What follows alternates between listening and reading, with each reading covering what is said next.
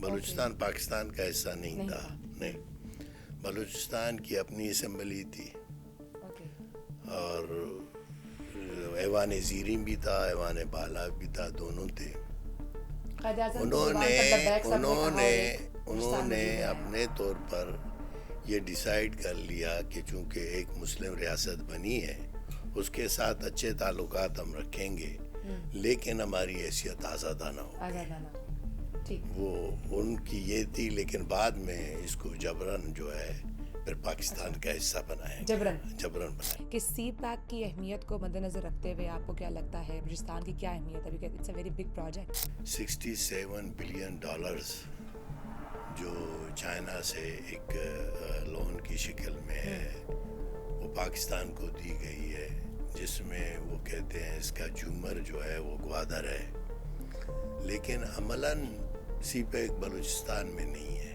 یہ بھی افسوسناک امر ہے.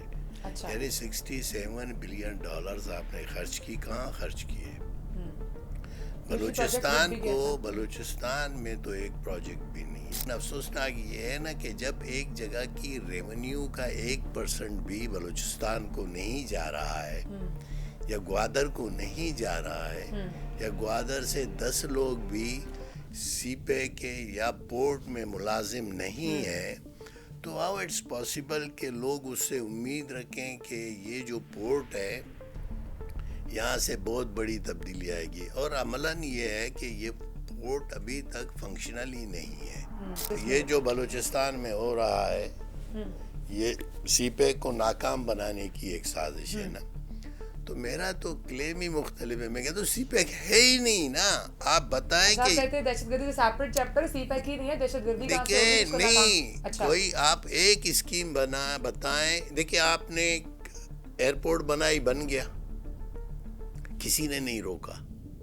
آپ نے ایک اور پروجیکٹ ہے جو گوادر پورٹ کو ملاتا ہے ہمارے کوسٹل ہائی وے سے, 17 کلومیٹر کا ہے پورا پروجیکٹ. آپ دیکھیں کتنا ہے, 17 کلومیٹر. 17 کلومیٹر پورٹ سے آپ سی پیک کو ملاتے ہو, اس کے علاوہ آگے نہیں ہے.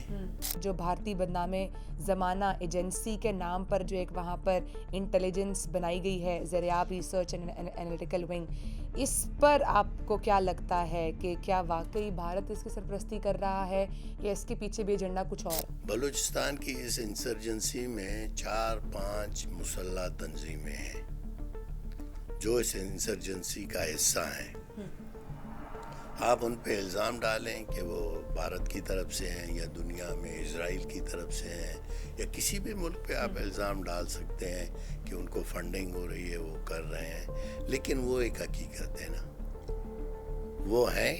اور ان کا نعرہ بھی ہے, وہ آزاد بلوچستان کی بات کرتے ہیں, وہ ایک الگ بلوچستان کی بات کرتے ہیں.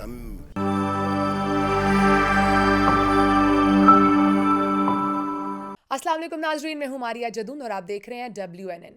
ناظرین, صوبہ بلوچستان تقسیم ہند سے پہلے کئی چھوٹی چھوٹی ریاستوں پر مشتمل ایک خطہ تھا, مگر تقسیم ہند کے بعد ان تمام ریاستوں نے قائد اعظم کی آواز پر لبیک کرتے ہوئے پاکستان میں شمولیت کا فیصلہ کر لیا.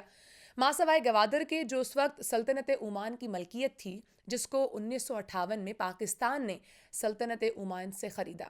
وقت گزرنے کے ساتھ ساتھ بلوچستان کی اہمیت میں بھی اضافہ ہوتا رہا, خاص طور پر سی پیک, جسے ایک انٹرنیشنل منصوبے کی آمد سے بلوچستان کو عالمی سطح پر تشخیص ملی. مگر بدقسمتی سے بدلتے حالات کے ساتھ ساتھ بلوچستان میں مختلف اندرونی اور بیرونی دشمن بد امنی کو بھی ہوا دیتے رہے. بلوچستان کے مسائل اور ان کے حل اور مستقبل کے بلوچستان پر گفتگو کرنے کے لیے ہمارے ساتھ شو میں آج موجود ہیں جناب سینیٹر جان محمد بلیدی صاحب, جن کا تعلق ہے بلوچستان نیشنل پارٹی سے. سر, بہت شکریہ آپ نے پروگرام کو ٹائم دیا. سر, سب سے پہلے تو یہ بتائیے گا کہ تقسیم ہند سے پہلے یہ کہا جاتا ہے کہ بلوچستان میں مختلف ریاستیں تھیں. اگر اس متعلق آپ بلوچستان کی تاریخ کے اوپر ایک جھلک ڈالیں تو ہمارے آڈینس کے لیے بھی آگے مزید چیزوں کو سمجھنے میں آسانی ہوگی اور ہمیں بھی آگے چیزوں کو لے کے چلنے میں تھوڑی سی آسانی ہوگی. دیکھیں, جب ہندوستان تقسیم ہوا یا کہ دوسری جنگ عظیم کے بعد برطانیہ یہاں سے نکل گیا تو انہوں نے یہ ریاستیں چھوڑی. تو ایک تو انہوں نے ہندوستان بن گئی اسی دوران اور پاکستان بن گئی، اور پاکستان میں چھوٹی بڑی کوئی 50 کے قریب ریاستیں تھیں، تو ان کی الگ حیثیت تھی، کیونکہ وہ بعض اوقات وہ براہ راست ہندوستان کے تصرف میں تھے، لیکن بلوچستان براہ راست تصرف میں نہیں تھا، بلوچستان الگ سے تھا۔ اچھا، اور بلوچستان کو، اور خاص طور پر بلوچستان اس وقت دو حصوں میں تھا، ایک کو برطانوی بلوچستان کہتے تھے جو لیز پہ لیا گیا تھا بلوچوں سے، اچھا، اور اس کا پشتون حصہ بھی اسی میں شامل تھا، اوکے، جس کو برٹش بلوچستان کہا گیا۔ دوسرا تھا بلوچستان، وہ کلات اسٹیٹ کے نام سے تھا، اس میں پھر مکران اسٹیٹ آتا تھا اور خاران، لسبیلا، یہ تینوں ریاستیں کلات اسٹیٹ میں آتے تھے۔ اچھا، تو یہ ریاستیں تقسیم ہند کے دوران، جب 47 میں پاکستان وجود میں آیا اور ادھر سے ہندوستان بنا، تو بلوچستان بھی الگ سے بنا، بلوچستان پاکستان کا حصہ نہیں تھا، نہیں، بلوچستان کی اپنی اسمبلی تھی، اوکے، اور ایوان زیریں بھی تھا، ایوان بالا بھی تھا، دونوں تھے۔ قائد اعظم کی انہوں زبان نے پر لبیک سب نے انہوں کہا نے اور ایک انہوں بلوچستان نے وجود میں آیا۔ اپنے طور پر یہ ڈیسائیڈ کر لیا کہ چونکہ ایک مسلم ریاست بنی ہے، اس کے ساتھ اچھے تعلقات ہم رکھیں گے، لیکن ہماری حیثیت آزادانہ ہوگی۔ آزادانہ ہوگی، ٹھیک، وہ ان کی یہ تھی، لیکن بعد میں اس کو جبراً جو ہے پھر پاکستان کا حصہ بنایا گیا، جبراً بنایا گیا۔ ٹھیک ہے۔ اچھا، کہا یہ جاتا ہے کہ قائد اعظم کی آواز پر تمام ریاستوں کے بڑوں نے لبیک کہا اور پھر ایک بلوچستان وجود میں آیا۔ اس کے بعد آپ سمجھتے ہیں اس وقت بلوچستان میں رہنے والا جو ہزار سے تعلق رکھتا ہے، پشتون ہے، بلوچی ہے، سب ایک ہی ہیں اب؟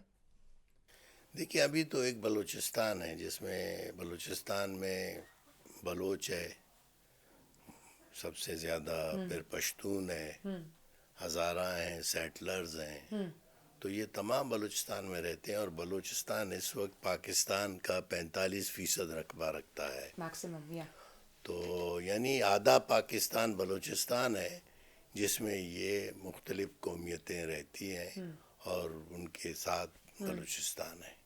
اچھا، ہم یہ چیز بھی نوٹ کرتے ہیں سر کہ بلوچستان کے اندر سے بہت ساری آوازیں بھی اٹھتی ہیں، کچھ خلاف، کچھ اگینسٹ۔ بلوچستان میں نفرت اور تقسیم جو پیدا ہوئی ہے، اس کے پیچھے آپ کیا وجہ سمجھتے ہیں، اور یہ کیسے، کہاں سے شروع ہوئی؟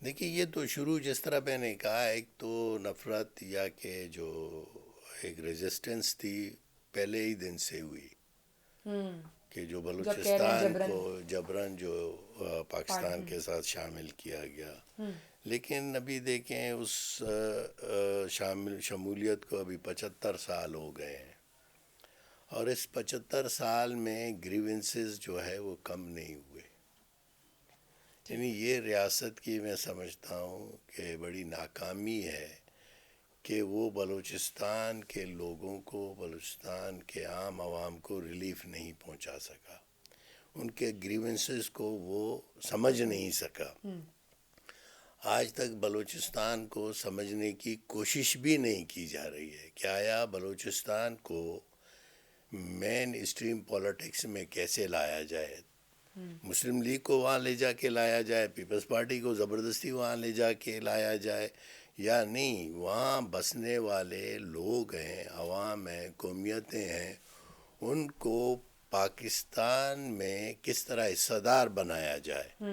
تو ابھی تک میں سمجھتا ہوں ریاست ان چیزوں پہ نہ سنجیدہ ہے، اور نہ سنجیدگی سے کوشش کی جا رہی ہے کہ بلوچستان میں جو اس وقت صورتحال ہے، اس صورتحال کو ٹھیک کرنے کے لیے کیا کیا جائے۔ عام طور پر ہم دیکھتے ہیں کہ ہمارے جو حکمران ہیں وہ زیادہ تر زبردستی والی بات کرتے ہیں، کوئی پولیٹیکل سلوشن کی بات نہیں کرتے ہیں، وہ عام طور پر ان کی رائے ہوتی ہے کہ طاقت کے زور پہ جو ہے بلوچستان کو سیدھے راستے پہ لایا جائے۔ اینڈ دیٹس ناٹ تو پاسبل۔ میں سمجھتا ہوں کہ ایک قوم ہے جس کی اپنی گریونسز ہیں، جو اس کی اپنی سرزمین ہے، اپنا ایک کلچر ہے، اپنی ایک ثقافت ہے، جب وہ ناراض ہے تو اس کی ناراضگی کے وجوہات ہیں، اس کے معاشی وجوہات ہیں، اس کے سیاسی وجوہات ہیں، اس کے سماجی وجوہات ہیں. آپ ان کو اپیل کریں، ان سے جا کے ان چیزوں کو سمجھنے کی کوشش کریں. تو ہمارے And make them a حکمرانوں part of نے it. کبھی اس کی کوشش نہیں کی. صحیح. نہ تو جس کی وجہ سے جو ایک خلیج ہے، میں سمجھتا ہوں فیڈریشن اور بلوچستان کے درمیان، وہ خلیج روز بروز بڑھتا جا رہا ہے آج تک. یعنی آج تک اس خلیج کو کم کرنے کے لیے کوئی سنجیدہ کوششیں نہیں کی گئی. حکومت تو یہ کلیم کرتی ہے کہ بہت اس طرح کے پروجیکٹس وہاں پر لائے گئے، چیزیں کرنے کی کوشش کی گئیں تاکہ بلوچستان کو بھی پاکستان کے اندر وہ اہمیت حاصل ہو سکے. سی پیک ایک بہت بڑا پروجیکٹ ہے، اس کے حوالے سے بتائیے گا کہ سی پیک کی اہمیت کو مد نظر رکھتے ہوئے آپ کو کیا لگتا ہے بلوچستان کی کیا اہمیت ہے؟ Because it's a very big project. دیکھیں سی پیک واقعتاً ایک بہت بڑی پروجیکٹ ہے. جس طرح یہ کہہ رہے ہیں کہ وہ گیم چینجر ہے. $67 بلین جو چائنا سے ایک لون کی شکل میں ہے، وہ پاکستان کو دی گئی ہے، جس میں وہ کہتے ہیں اس کا جومر جو ہے وہ گوادر ہے. لیکن عملاً سی پیک بلوچستان میں نہیں ہے. یہ بھی افسوسناک امر ہے. اچھا. یعنی $67 بلین آپ نے خرچ کی، کہاں خرچ کیے؟ بلوچستان کو، بلوچستان میں تو ایک پروجیکٹ بھی نہیں ہے. دیکھیں بلوچستان میں اس وقت جو ہمیں نظر آتا ہے وہ صرف 2 پروجیکٹس نظر آتے ہیں. جہاں تک بلوچستان میں گوادر پورٹ کی بات ہے، وہ سی پیک نہیں ہے. وہ سی پیک معاہدے سے پہلے ہی پورٹ بنی، وہ جنرل مشرف کے دور میں بنی ہے. اچھا. اس وقت اس پورٹ کو سنگاپور کی ایک کمپنی کو دیا گیا. پھر اس سنگاپور کی کمپنی سے 2008 میں 2002 پھر جب جام صاحب کی حکومت تھی بلوچستان میں، تو اس زمانے میں یہ سنگاپور کو دی گئی. بعد میں 2008 میں جب پیپلز پارٹی کی پاکستان پہ حکومت تھی، تو اس کمپنی نے چائنا کے ساتھ معاہدہ کیا، اور وہ جو سی پیک پھر آیا یا ون بیلٹ ون روڈ یہ پروجیکٹ بنا، تو اس کا حصہ بنایا گیا اس کو، اور یہ چائنیز کو دیا گیا. اور اس میں آپ کو حیرانگی ہوگی کہ اس میں جو معاہدہ ہے اس میں 9% جو ہے وہ پاکستان کا ہے، اور 91% جو ہے وہ چائنا کا ہے. چائنا کا ہے. لیکن اس کی وجہ سے آپ کو لگتا ہے کہ correct me if I am wrong کہ جو راستوں سے گزر کر ہو کر جائیں گی چیزیں وہاں سے، اس میں بلوچستان کا جو یوز ہوگا تو اس کی وجہ سے بھی ترقی آئے گی، چیزیں دیکھیے ہوگی، اس پہ ہم بہتری نے ہوگی، بڑی امپلائمنٹ وہاں آئے کی گی. پولیٹیکل گورنمنٹ اور لوگوں نے بڑی واضح بات کی ہے نا. اس میں یہ کہ اگر آپ گوادر کو ڈیولپ کرنا چاہتے ہو تو مقامی لوگوں کے لیے ہو. مقامی لوگوں کو گوادر میں حصہ بنائیں. مقامی لوگوں کو، بلوچستان کے لوگوں کو گوادر میں جو بزنس ہوگی، جو کاروبار ہوگا، اس میں حصہ دار بنائیں. اور گوادر کی جو ڈیموگرافی ہے اس کا خیال رکھا جائے. اور لیکن افسوسناک یہ ہے نا کہ جب ایک جگہ کی ریونیو کا 1% بھی بلوچستان کو نہیں جا رہا ہے، یا گوادر کو نہیں جا رہا ہے، یا گوادر سے 10 لوگ بھی سی پے کے یا پورٹ میں ملازم نہیں ہیں، تو ہاؤ اٹس پاسبل کہ لوگ اس سے امید رکھیں کہ یہ جو پورٹ ہے یہاں سے بہت بڑی تبدیلی آئے گی. اور عملاً یہ ہے کہ یہ پورٹ ابھی تک فنکشنل ہی نہیں ہے. یہ بالکل ایک محدود ایک سبسڈیز پہ ایک فنکشن وہ کر لیتا ہے، یا کہیں کسی وقت اس میں گندم لے جایا جاتا ہے، یا کہ اس میں فرٹیلائزر لے جائی جاتی ہے. اس کے علاوہ وہاں فنکشنل بالکل فنکشنل رہی. اور دوسری بات یہ ہے کہ گوادر کو آپ سمجھتے ہو کہاں سے ملائیں؟ آپ اس کو وسط ایشین کنٹریز سے ملانے کی بات کرتے ہیں، یا آپ اس کو چائنا سے ملانے کی بات کرتے ہیں، یا آپ اس کو کراچی یا دوسرے علاقوں سے ملانے کی بات کرتے ہیں نا. تو گوادر میں ابھی تک آپ نے 1 کلومیٹر روڈ ہی نہیں بنائی ہے نا. آپ نے، جب آپ کے پاس روڈ نیٹ ورک نہیں ہے اور اس ادارے کو اس پروجیکٹ کو آپ کیسے فنکشنل کرو گے؟ ایک یہ دوسرا نونی دیکھیں، کا بھی بہت بڑا ضلع بھی ہے کیونکہ کئی گورنمنٹ میں رک گیا دوسرا تھا کام. نہیں دوسرا دیکھیں، آپ نے ایک وہاں بنائی ہے ایئرپورٹ، بہت بڑا ایئرپورٹ ہے. آپ کو اندازہ ہے فنکشنل بھی ہو اس چکا ہے. وقت، آپ کو اندازہ ہے اس وقت کتنی فلائٹیں چل رہی ہیں؟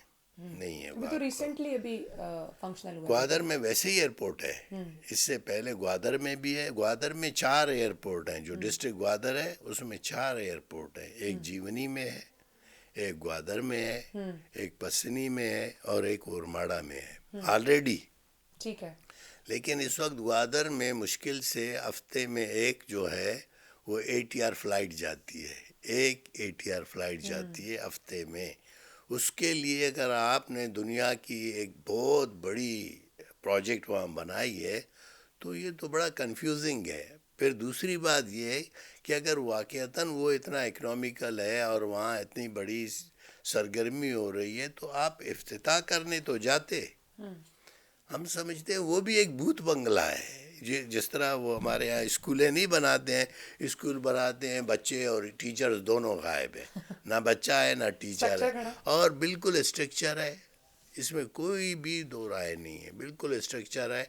اس کے علاوہ دیکھیں $67 بلین میں کہیں بھی ہمیں کوئی پروجیکٹ نظر نہیں آتا کہ آپ نے روڈ بنائے، آپ روڈ بناتے، آپ ایک نیٹ ورک بناتے.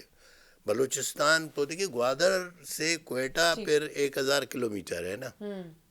لیکن اس میں کچھ رول ایسے بھی تو ہیں جو اندرونی لوگ ہی بیرونی قوتوں کے ساتھ مل کر دہشت گردی وہاں پر پھیلا رہے ہیں. بھارتی ایجنسیز ہیں، وہاں کی کچھ اسٹوڈنٹ تنظیمیں ہیں. یہ بھی تو ایک رول ہے جس کی وجہ سے پراپرلی وہاں پر ورکنگ نہیں کی جاتی. آپ کو نہیں لگتا کہ this is also an important factor? دیکھیں یہ تو میڈیا، اور یہاں تو ہم سنتے ہیں اسلام آباد میں کہ یہ جو اور آپ کہہ رہے ہیں ایسا ایگزسٹ نہیں یہ ہوتا. جو بلوچستان میں ہو رہا ہے یہ سی پیک کو ناکام بنانے کی ایک سازش ہے نا. تو میرا تو کلیم ہی مختلف ہے. میں کہتا ہوں سی پیک ہے ہی نہیں نا. آپ بتائیں اچھا، آپ کہ کہتے ہیں دہشت گردی کا سیپریٹ چیپٹر سی پیک ہی نہیں ہے، دہشت گردی کہاں سے ہوگی دیکھیں جس کو ناکام. نہیں اچھا. کوئی آپ ایک اسکیم بتائیں. دیکھیں آپ نے ایئرپورٹ بنائی، بن گیا، کسی نے نہیں روکا. آپ نے ایک اور پروجیکٹ ہے جو گوادر پورٹ کو ملاتا ہے ہمارے کوسٹل ہائی وے سے، 17 کلومیٹر کا ہے. پورا پروجیکٹ آپ دیکھیں کتنا ہے، 17 کلومیٹر. 17 کلومیٹر پورٹ سے آپ سی پیک کو ملاتے ہو. اس کے علاوہ آگے نہیں ہے. وہ بھی آپ نے بنا دیا، اس میں بھی کوئی رکاوٹ نہیں ہے. آپ ہمیں بتائیں کہ سی پیک کا کون سا پروجیکٹ ہے، کون سا ایسا پروجیکٹ ہے جو پاکستان وہاں کرنے جا رہا ہے، اس کے خلاف کوئی دہشت گردی ہے یا لوگ رکاوٹ ہے یا بنانے نہیں دے رہے ہیں. وہ کون سی چیزیں ہیں نا، ایسا ایز سچ ہے ہی نہیں. میرا یہ کلیم ہے کیونکہ میں ایک ذمہ دار بندہ ہوں. میں بلوچستان کا ترجمان رہا ہوں نا، گورنمنٹ آف بلوچستان کا.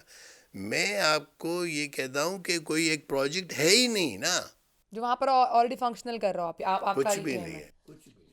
ٹھیک ہے. اور پھر آپ پھر اس وجہ سے جو آپ بات کر رہے ہیں جو دہشت گردی ہے وہاں پر، وہ بھی آپ کو لگتا ہے کہ ایسا اس طرح سے نہیں ہے جو BLA کی تنظیمیں وہاں پر کر رہی ہیں. اور اندر امپورٹنٹ جو بھارتی بدنام زمانہ ایجنسی کے نام پر جو ایک وہاں پر انٹیلیجنس بنائی گئی ہے، زریاب ریسرچ اینڈ انالیٹیکل ونگ، اس پر آپ کو کیا لگتا ہے کہ کیا واقعی بھارت اس کی سرپرستی کر رہا ہے یا اس کے پیچھے بھی ایجنڈا کچھ اور ہے؟ نہیں کون سا ونگ میں نہیں سمجھا. زریاب ریسرچ اینڈ انالیٹیکل ونگ، خیر BLA یہ نے تو اپنی ایک انٹیلیجنس جو ایجنسی وہاں پر بنا دیکھیں رکھی ہے. بلوچستان میں اس وقت ایک انسرجنسی ہے. آپ کو اس انسرجنسی کو سمجھنا ہوگا. بلوچستان کی اس انسرجنسی میں 4-5 مسلح تنظیمیں ہیں جو اس انسرجنسی کا حصہ ہیں. آپ ان پہ الزام ڈالیں کہ وہ بھارت کی طرف سے ہیں یا دنیا میں اسرائیل کی طرف سے ہیں یا کسی بھی ملک پہ آپ الزام ڈال سکتے ہیں کہ ان کو فنڈنگ ہو رہی ہے، وہ کر رہے ہیں. لیکن وہ ایک حقیقت ہے نا، وہ ہیں اور ان کا نعرہ بھی ہے. وہ آزاد بلوچستان کی بات کرتے ہیں، وہ ایک الگ بلوچستان کی بات کرتے ہیں. ہم ڈیموکریٹکلی معاملات کو دیکھتے ہیں، سیاسی گریونسز کو جہاں تک ہے نا، گریونسز آپ اندازہ کریں بلوچستان کی تمام پولیٹیکل پارٹیز کی گریونسز ایک ہیں. یعنی آپ B N P Mengal Akhtar Mengal کو لیں, آپ نیشنل پارٹی کے ڈاکٹر مالک کو لیں, آپ اے این پی پشتونخوا کے محمود خان کو لیں, آپ اے این پی کے جو ہے وہاں کی لیڈرشپ کو لیں. بلوچستان میں کام کرنے والی جو پولیٹیکل آرگنائزیشن ہیں بلوچستان کے حوالے سے کہ وہ نظر انداز ہیں, ان کے سیاسی معاملات کو نہیں دیکھا جا رہا ہے, ان کے معاشی معاملات کو نہیں دیکھا جا رہا ہے, وہاں ایجوکیشن پہ توجہ نہیں ہے, وہاں ہیلتھ سیکٹر پہ توجہ نہیں ہے, وہاں روڈ سیکٹر پہ توجہ نہیں ہے, وہاں کچھ بھی ایسا نہیں ہو رہا ہے جس کو ہم کہیں کہ جس طرح پاکستان میں آپ روزانہ سنتے ہیں نا لاہور میں یہ ہو رہا ہے فلانا ہو رہا ہے. بلوچستان دیکھیں ہم کہتے ہیں پاکستان کا آدھا, ایسا ہی ہے آدھا بلوچستان میں آپ ایریا وائز. آج بھی یہ نہیں کہہ سکتے ہو کہ کہیں ڈبل ٹریک ایک روڈ ہے, کہیں نہیں ہے. یعنی پورے بلوچستان میں جیسے ہی آپ کراچی سے نکلیں گے شیر شاہ سے سنگل روڈ ہے, شیر شاہ سے اندرون کراچی, پھر آپ 35 کلومیٹر جائیں گے وہ بھی کراچی میں سنگل ٹریک ہے. ٹھیک. آپ جیکب آباد سے انٹر ہوں گے سنگل ٹریک ہے. آپ پنجاب سے انٹر ہوں گے سنگل ٹریک. سنگل ٹریک ہے. آپ جہاں سے بھی آپ افغانستان سے انٹر ہوں گے سنگل ٹریک ہے. آپ ایران سے انٹر ہوں گے سنگل ٹریک ہے. ایران سے 4 جگہوں سے آپ انٹر ہوتے ہو نا, چاروں جگہ سے سنگل ٹریک ہے. یعنی آپ کی معیشت کا جو پہیہ جو چل رہا ہے وہاں سے سامان آتے ہیں, کسٹم ہوتی ہے, پیسے کماتا ہے پاکستان, لیکن وہاں پر وہ توجہ ڈیولپمنٹ نہیں ہے. توجہ کی حالت یہ ہے. اچھا, آپ نے بات کی کہ اسٹوڈنٹس کے لیے وہاں پر کیا چیزیں ہوتی ہیں. ایک طرف ہم یہ بھی دیکھتے ہیں کہ بلوچ طلباء تنظیمیں وہاں پر بہت ایکٹیولی رول پلے کر رہی ہیں, جس میں B S O, Baloch student actions committee وغیرہ بھی ہیں, جو کہا یہ جاتا ہے شکایات ایسی آتی ہیں کہ وہاں پر وہ تنظیمیں طلباء کو علیحدگی پسندیدگی کی طرف جو ہے وہ مائل کر رہی ہیں. از اٹ ٹرو, اور آپ کو لگتا ہے کہ ان تنظیموں کے اثرات کو کم کرنے کے لیے کچھ اقدامات لینے چاہیے؟ میرے خیال میں دیکھیں ہر ایک کو اپنی بات رکھنے کی آزادی ہے نا. ٹھیک ہے. اسٹوڈنٹس ہیں, اسٹوڈنٹس جذباتی ہوتے ہیں ہر جگہ, اور اسٹوڈنٹ نوجوان ہیں, ان کی سوچ ہوتی ہے, یونیورسٹیوں میں پڑھ رہے ہیں. ایک تو ہماری یونیورسٹیوں میں پولیٹیکل سسٹم ہی نہیں ہے. یہ کہ دنیا کی یونیورسٹیوں میں الگ سے الیکشن ہوتے ہیں, الگ ایک پولیٹکس ہوتی ہے. ہمارے ہاں وہ نہیں ہے. ایک گیپ تو یہ ہے نا کہ آپ لوگوں کو اس ملک کی اپنے لیول تک تو کیا جاتا ہے یہ. آپ اس کو انوالو کریں, آپ نہیں کر رہے ہو. وہ ایتھینٹکلی جو جن کی سوچ ہے قومی بنیادوں پر انہوں نے اپنی آرگنائزیشنیں بنائی ہیں, اپنے بچوں کو سپورٹ کرتے ہیں, آنے والوں کی ایڈمیشنز کرتے ہیں, ان کی سیاسی تربیت کرتے ہیں, یا ان کی جو سیاسی سوچ ہے اس کو. ہم سب بی ایس او میں رہے ہیں, میں بی ایس او کا, میرے خیال میں نے اپنی پوری میٹرک سے لے کے یونیورسٹی تک میں بی ایس او میں رہا, اور بی ایس او کے تمام لیول کے عہدوں پہ رہا ہوں. اچھا. ہاں, تو ایسی کوئی بات نہیں ہے نا. بات یہ ہے کہ آپ چیزوں کو جب آپ کیا کر رہے ہو, فرض کریں آپ بچوں کو نوجوانوں کو آن بورڈ کرنے کے لیے آپ کے پاس کیا پلان ہے.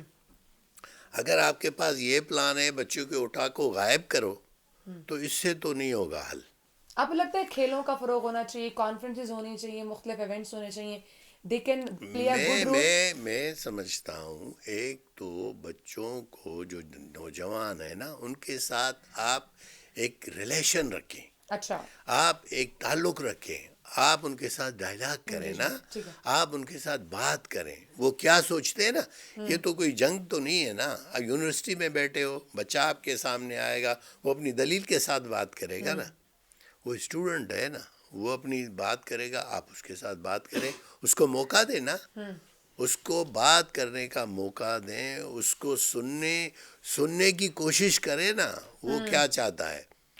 آیا وہ جو چاہتا ہے آپ ان معاملات کو کر رہے ہو, کیا آپ ان بچوں کو سنبھال رہے ہو, کیا آپ نے ان بچوں کے اسکالرشپ میں رول ادا کیا ہے, کیا ان بچوں کی آپ ایک بہتر تربیت میں آپ کا کوئی کردار ہے. اچھا, خبر یہ بھی آ رہی ہے کہ وہاں کے تعلیمی اداروں میں اسٹوڈنٹس کو ایگزامس دینے سے روکا جاتا ہے یا وہاں پر کچھ رکاوٹیں ڈالی جاتی ہیں, کلاسز لینے سے روکا جاتا ہے؟ دیکھیے یہ تو باہر کی بات ہے نا. دیکھیے اگر روکا جاتا تو لوگ کیسے ڈگریاں لیتے, روکا جاتا ایسا کچھ تو نہیں ہے. کیسے ڈگریاں لیتے, روکا جاتا تو کیسے سی ایس ایس کے ایگزام پاس کرتے, روکا جاتا تو پی سی ایس کیسے کرتے, ایم بی بی ایس کیسے کرتے, انجینئرنگ یونیورسٹیوں میں کیسے جاتے. ایسا کچھ نہیں ہے نا. ہم باہر سے جب اسلام آباد سے دیکھتے ہیں نا, اسلام آباد والی اینک بڑی خطرناک ہے نا. اسلام آباد دیکھیں والی آپ کا بنانے اینک کا پرپس یہ ہے کہ آپ وہاں کی اینک سے نا, دیکھ میں کے کہتا ہوں نا, وہ اسلام بتائیں. آباد والی اینک سے آپ کو ان بچوں کے مسائل, ان کے لوگ گھروں کے مسائل, ان کے دیگر مسائل نظر نہیں آتے ہیں نا. آپ کو ان کے صرف گریونسز آپ کو نظر آتا ہے, غصہ. بھئی جب مجھے غصہ ہے, میں غصے میں بات کر رہا ہوں تو مجھے سنو کہ میرا پرابلم کیا ہے, میرے مسئلے کیا ہے. دیکھو پاکستان کو اگر دیکھیے یہ صرف بچوں کا مسئلہ نہیں ہے, یہ جنرل سماجی مسئلہ ہے. میں نے کہا نا, اگر آپ چاہتے ہو کہ بلوچستان کے معاملات کو حل کریں نا, تو آپ سوچیں کہ ان کی نمائندگی. آپ ابھی تو صورتحال یہ ہے میم, آپ کو کیا بتاؤں کہ بلوچستان میں, پاکستان میں بھی اس بار ہوا, 2018 اور 24 کے انتخابات ہوئے نا, بڑے خوفناک ہوئے. اس میں جو ایک سیاسی اسپیس تھا نا, ابھی وہ بھی ختم کر دیا گیا. اچھا, آپ سوچیں, ابھی سیاسی اسپیس نہیں ہے. True, that's true. جو ریاست سمجھتی ہے کہ یہ لوگ میرے لیے زیادہ قابل قبول ہے نا, انہی کو جتوایا جاتا ہے, ان کو زبردستی جتوایا جاتا ہے, لوگوں کے ووٹوں سے نہیں. آپ ان کو پیسے دیں, فنڈ دیں, جائیں کام کریں, لوگ ان کو ووٹ دیں, یہ سمجھ میں بات آتی ہے نا. نہیں, آپ اس کو کیمپوں میں بند کر کے ٹپے آپ لگوا اس بات کے سے ایگری کرتے جتواتے ہیں ہیں. کہ جو حکومت کو رول پلے کرنا چاہیے وہ نہیں رول پلے ہو رہا؟ اس نے حکومت نے بھی نہیں کیا, پچھلی حکومتوں نے بھی نہیں کیا. ابھی تک ہماری جو حکومتیں ہیں اور مقتدرہ ہے, اسٹیبلشمنٹ ہے, کیونکہ حکومت کے پیچھے بڑی طاقت وہی ہے نا, ایسے ہی. وہ اس بات کو سمجھنے کو تیار نہیں ہے کہ بلوچ کے مسئلے کو, بلوچستان کے مسئلے کو پولیٹیکل اینگل سے دیکھا جائے اور اس کے ساتھ پولیٹیکل ڈائلاگ کی جائے, اس کے ساتھ بات چیت کی جائے, اس کو انگیج کیا جائے. صرف الزامات سے تو کچھ نہیں ہوتا نا, کہ میں آپ پہ الزام دوں, آپ مجھے الزام دیں, اور جیسے ہی آپ میری بات آپ کی سمجھ میں نہیں آئی, پسند نہیں آئی, تو کوئی بھی ایجنٹ مجھے ٹھہرا دیں, تو بڑا آسان ہے. ٹھیک ہے سر, بہت شکریہ, آپ نے آج ہمیں ٹائم دیا اور بہت ساری چیزوں کو آج ہمیں ڈسکس بھی کیا اور بہت ساری چیزوں کے اوپر آپ نے کلیئرٹی بھی دی ہمیں. انشاءاللہ آپ کو دوبارہ بھی دعوت دیں گے اور مزید اور بھی چیزوں پر ڈسکشن کریں گے, اور بلوچستان کی اینگل سے, بلوچستان کی گلاسز سے آپ سے پوچھیں گے کہ وہاں پر کیا چل رہا ہے. بہت شکریہ ناظرین, آپ WNN دیکھتے رہیے اور WNN کو لائک کریں, سبسکرائب کریں اور اپنا بہت سارا خیال رکھیں. ٹیک کیئر, اللہ حافظ.